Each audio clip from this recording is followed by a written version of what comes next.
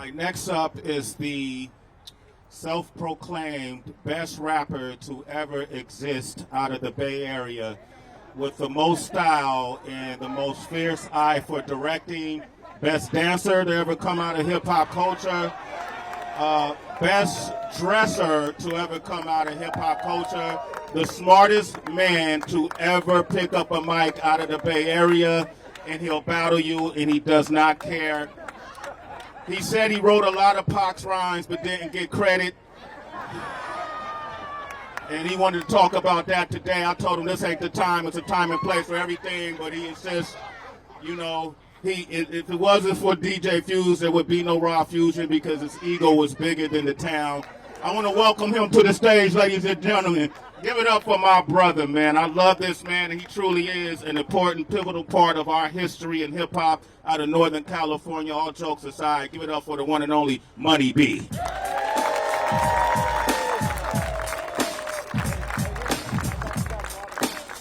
Obviously, he knows me. And Adrian, I'm going to get him back for telling our payola stories, all right? So look, me and Sway were actually talking.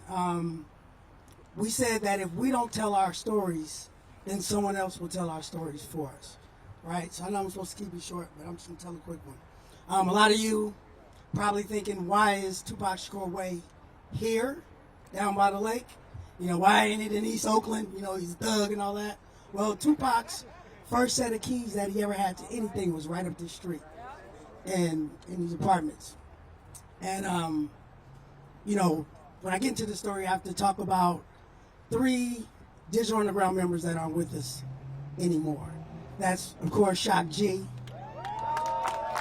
Smoothie Smooth, and Dion, Big D, the Impossible, right?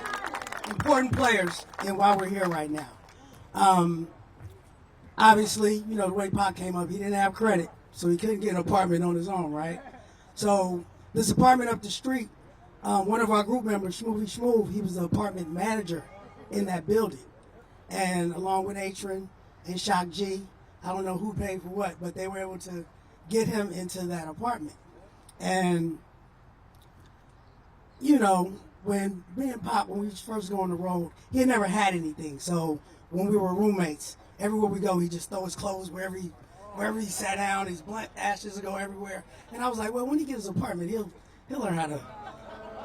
No, it never happened. You go over there, it was just, you know, but it was, you know, it was wild times, right? But in that same apartment, along with Big D, you know, that was Pac's first producer, DJ, my childhood friend, where they created most of the music for Tupacalypse Now, right up the street in that apartment. And I just remember, you know, just being in there, and even then, when he had his own space, the music was always playing. I don't care what time you went over there, there was always music playing. And I'm not talking about Jodeci or something, it's beats, because he's always creating, he's always working. And it was almost like that was the factory. That's where, whenever you walked in, you had to pick up a pen, be ready to work, because that's where it was going down, right? So my fondest memory of him living there is not even in his apartment, because I used to live on Wayne Avenue on the other side of the lake, right? So, you know, we used to always back and forth. Anybody that knew Tupac knew he couldn't drive, right? So I remember he got his first, was it Cherokee? He had this Jeep Cherokee. That was his first car, right? And remember, with Digital Underground, we were with him when he recorded his first record, when he did his first movie. You know, we took him on tour for the first time.